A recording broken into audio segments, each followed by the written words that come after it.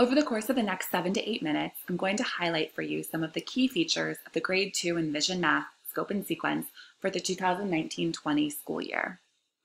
It is very similar to past years. It will definitely look familiar, but there are a lot of added details and a little bit of restructuring.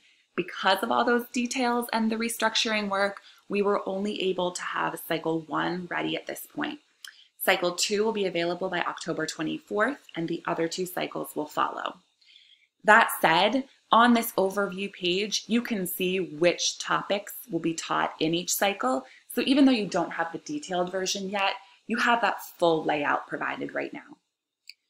As in the past, the first overview page has the dates, teaching days, and topics for each cycle. Just a reminder, these benchmark cycle dates do not exactly align to the dates of the term. The cycle basically starts and then ends, and then the benchmark window immediately opens. Once that window opens, it's intended that you move on to cycle 2. So just be careful that you're not continuing to reteach this content throughout the whole first term. You need to move on if you want to get through all of the content in the course of the year. You might be saying, well, we don't have benchmarks in K-2, so why talk about benchmarks?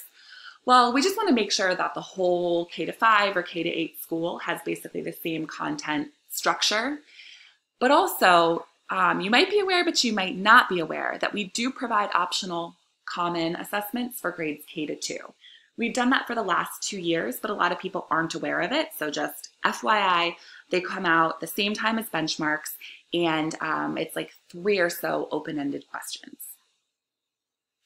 When you get to the next page, it has the same overall function as in the past couple of years, but it looks a little bit different. So basically, there's a column for the PA Core Standard, the Pennsylvania stuff, and then there's a column for the Common Core Standard, the Common Core stuff. And really, this content is aligned. If you're teaching the Pennsylvania, you're teaching the Common Core. If you're teaching the Common Core, you're teaching Pennsylvania. This gray box right here basically shows you the alignment. So in Pennsylvania, you have this standard. Common Core has that same standard, but they call it a cluster. So this is the 2 NBT-B cluster. And that has the same level of detail in a cluster that Pennsylvania offers in a standard. What's cool about the Common Core, though, is below that cluster, they have multiple standards that basically give you more detail. Well, what does that really mean? What does that really look like? That's what those standards tell you. So in the B cluster, there are the B, 5, 6, actually 7, 8, and 9 standards. We only have the ones here that apply to this cycle. Then you come down here, we have another PA Core Standard. Here's the aligned Common Core 208A cluster and a sub-standard for that cluster. So this page is showing you all of the content, either PA Core or Common Core, that will be covered in the first cycle. So it's kind of a quick reference sheet for you to see this is what's taught in Cycle 1. This is what could be on the Common Assessment for Cycle 1. Another new feature is this bold language, procedural, conceptual and procedural, conceptual, application. That's referring to the aspect of rigor that is most aligned with that Common Core standard. We've talked a lot over the last year about rigor as one of the 3 Common Core shifts: focus, coherence, and rigor. And we talk about rigor as a 3-legged stool, and we want to achieve a balance where you have all 3 of those aspects. But you achieve that balance over the course of the whole year. Any given standard might be more or less aligned to one of those aspects of rigor. So this is a way for you to think about, as you plan your lessons, well, which standard am I teaching? Which aspect of rigor is that aligned to? And that would help me think about what types of questions I should ask and what tasks I should give to kids.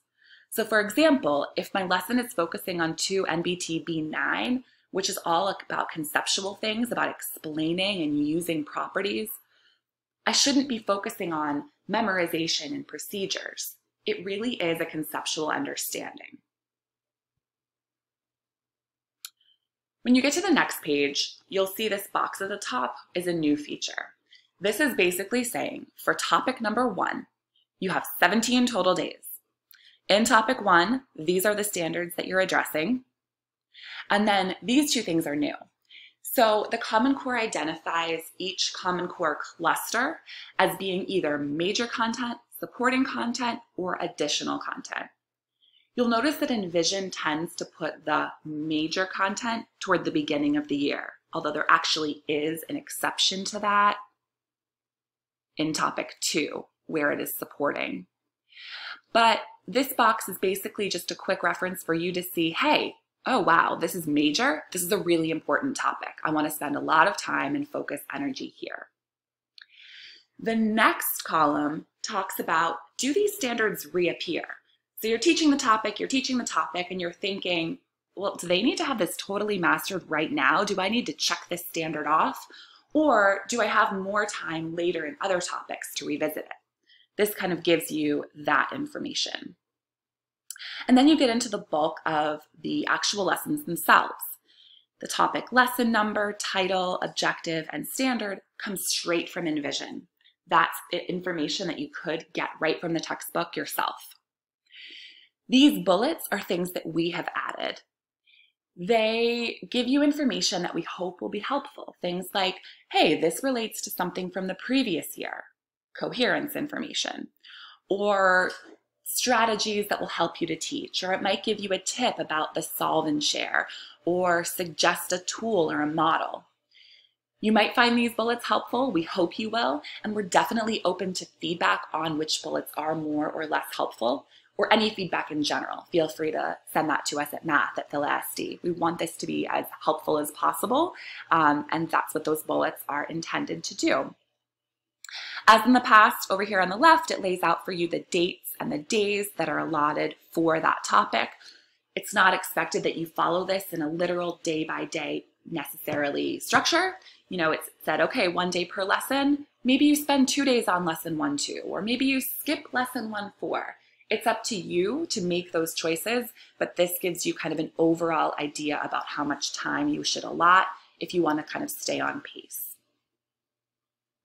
This part right here is new. You've got some notes about the topic overall, and then we recommend some math instructional routines. If you had a Carnegie specialist, they likely called them number sense routines. These will be linked on the curriculum engine. These are routines that you can do for like 10 minutes at the beginning or middle or end of class that get kids thinking and talking. We also have a math language routine that is recommended. Again, these will be linked on the curriculum engine. These are routines that help kids access the math and access the language. You have the same information for all of the topics, and then you get to the bottom here where it lists for you the PA Core, Common Core standards, and cycle. So you can see overall what is being covered when. You'll see that some reappear for more than one cycle, whereas some are just one cycle and done. It's kind of a big picture overview for you.